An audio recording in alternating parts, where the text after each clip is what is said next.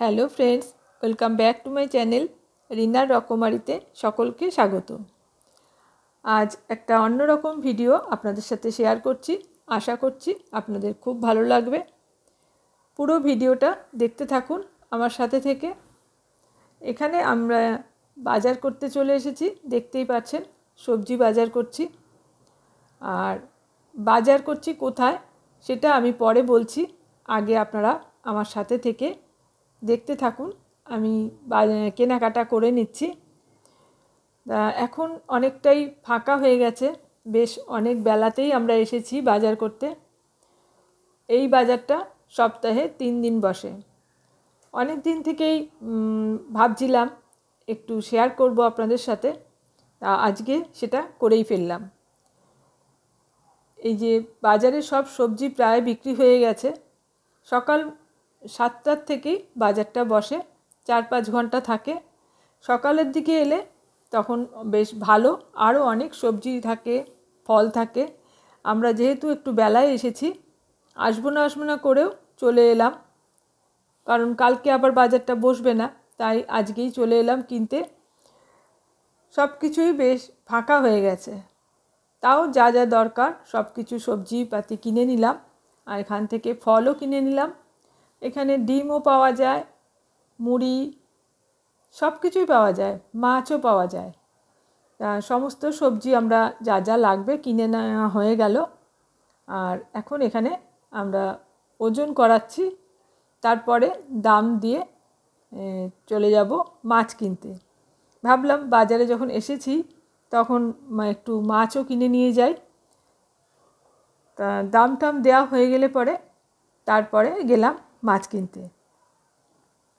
মাছটা একটু দূরে বসে, তা চলে এসেছি মাছ কিনতে। বেলা হয়ে গেছে, মাছও সব বিক্রিও হয়ে গেছে। একটু মোরলা মাছ ছিল, সেটাই কিনলাম। আর এখানে রুই মাছ ছিল, ওরা জোর করছিল রুই মাছ নেওয়ার জন্য, কিন্তু ঘরে ফ্রিজে রয়েছে মাছ, ওই জন্য আর রুই মাছগুলো নিলাম না। মাছগুলো জ্যান্তই ছিল, শুধু মোরলা মাছই কিনে নিলাম। তারপর এই যে ঘরে চলে যাচ্ছি।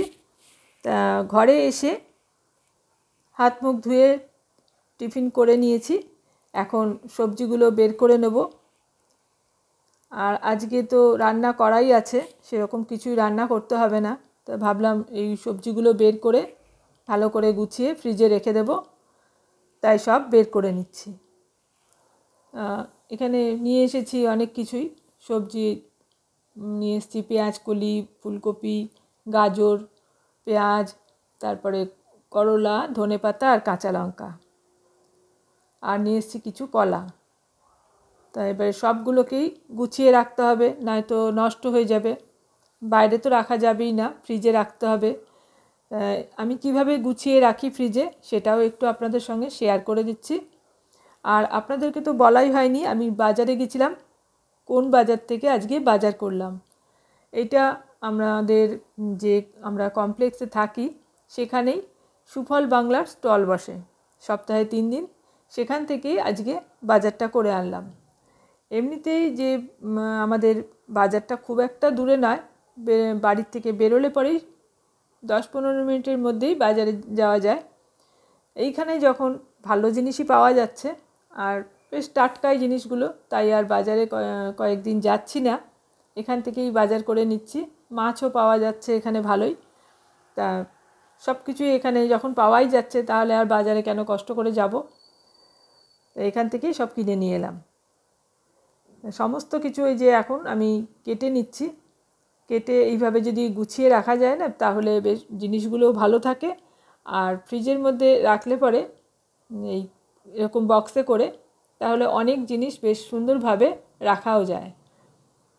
সমস্ত ফুলকপিগুলো আমি কেটে নিলাম, আর যে পাতা টাতাগুলো ছিল সেগুলো ফেলে দিলাম, দিয়ে এইভাবে বক্সে করে আমি ঢাকা দিয়ে রেখে দিচ্ছি। অনেক দিন ভালো থাকবে এইভাবে রেখে দিলে পরে। তারপরে কলাটাকেও আমি বের করে নিচ্ছি। কলাও তো আজকে লাগবে না আর, এটাকে একটা ফয়েল পেপারে মুড়িয়ে রেখে দিচ্ছি। ফয়েল পেপারে মুড়িয়ে রাখলে পরে কলাও অনেক দিন ভালো থাকে। আর এখন ধনেপাতা, কাঁচা লঙ্কা এগুলোকেও বেছে পরিষ্কার করে রেখে দেবো। ধনেপাতার গোড়াটা কেটে ফেলে দিতে হবে, তাহলে অনেক দিন ধনেপাতা ভালো থাকে। তা গোড়াটা ফেলে দিলাম, আর তারপরে একটু খুলে নিয়ে দেখে নিলাম এর মধ্যে কোনো ময়লা অন্য কোনো পাতা টাতা আছে কি না। তারপর একটা কৌটো এরকম নিয়ে বক্সের মধ্যে আমি একটা টিস্যু পেপার দিয়ে নিলাম। আপনারা হাতের কাছে যদি টিস্যু পেপার না থাকে খবরের কাগজ কেটেও নিতে পারেন। তারপর ধনেপাতাটা বক্সের মধ্যে রেখে ভালো করে একটু মুড়িয়ে নিয়ে ওপর দিয়ে আর একটা টিস্যু দিয়ে ঢাকা দিতে হবে। ভালো করে ঢাকা দিয়ে তারপর বক্সের ঢাকনাটা বন্ধ করে রেখে দেবেন। 2 সপ্তাহ মতো ধনেপাতা খুব ভালো থাকবে। আর এখন আমি কাঁচা লঙ্কাগুলোর বোটা ছাড়িয়ে নেব। কাঁচা লঙ্কার বোটা ছাড়িয়ে রাখলে কাঁচা লঙ্কাও বেশ 2-3 সপ্তাহ মতো ভালো থাকে। আমি তো এইভাবেই রাখি, বেশ ভালো থাকে। তবে খেয়াল রাখতে হবে লঙ্কার গায়ে যেন জল না থাকে। সমস্ত লঙ্কার বোটা ছাড়িয়ে নিয়েছি, একটা বক্সের মধ্যে টিস্যু পেপার দিয়ে নিলাম, তার মধ্যে লঙ্কাগুলোকে আমি এখন ভরে নেব। সমস্ত লঙ্কাগুলোকে রেখে তারপর ঢাকা দিয়ে ভালো করে মুড়িয়ে নেব টিস্যু পেপারটা দিয়ে। তারপর ওপর দিয়ে ঢাকনা দিয়ে এখন রেখে দেব।